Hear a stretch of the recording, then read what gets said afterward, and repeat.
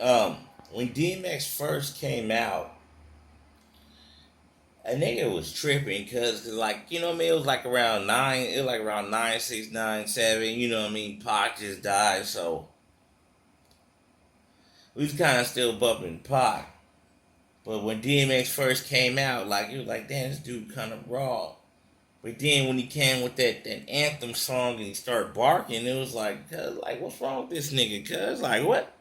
This nigga barking in the middle of his raps and then yelling and speaking this raw, grimy shit. Like, he was speaking a different aspect of how he was living in New York. You know what I mean? And how he was living in New York was just that raw, uncut shit. So niggas start listening to him, and the more you start listening to him, the more you like his stories, the more you can, the more you can understand why he lived his life like that. You know, he lived a hard life, and it's sad, unfortunately, that he died from drugs. But you know, at the end of the day, a lot of my favorite artists died from drugs. That's why I understand Charleston White when he says, "Oh, well, he was a dope fiend, and I can't feel sorry for him." Well, how can you just not feel sorry for a human being dying the way they died, instead of sitting here getting all complex about how he died? Oh, he died from drugs, so I can't. Well, a lot of people died from drugs. Whitney Houston died from drugs. James Brown. James Brown eventually used drugs his whole career. Eventually, that's what got him. Richard Pryor was on drugs. You know, El DeBarge, all the DeBarges, the whole DeBarge crew was on drugs. Jodeci was on drugs. I ain't gonna like nobody. Like all my favorite artists that I like were on drugs. Rick James was on drugs. Man, Rick James and Tina Marie. He used to slap Tina Marie the fuck up and have Tina Marie on lines of powder just making song after song. So I don't even know what the hell you really talking about as far as like you don't like artists because they're on drugs. A lot of artists were on fucking drugs.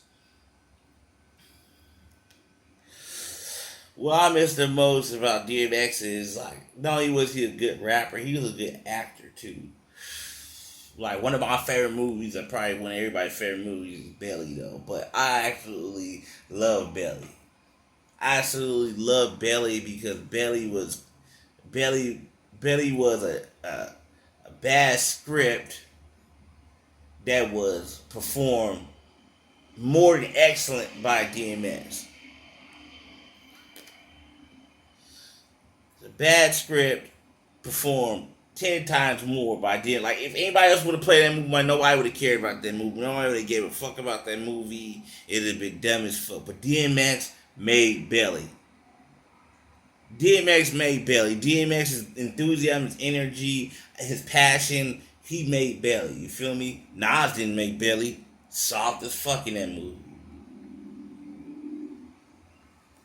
Soft as fuck in that movie, man. Nas was straight chump in that movie. But DMX made that movie for sure.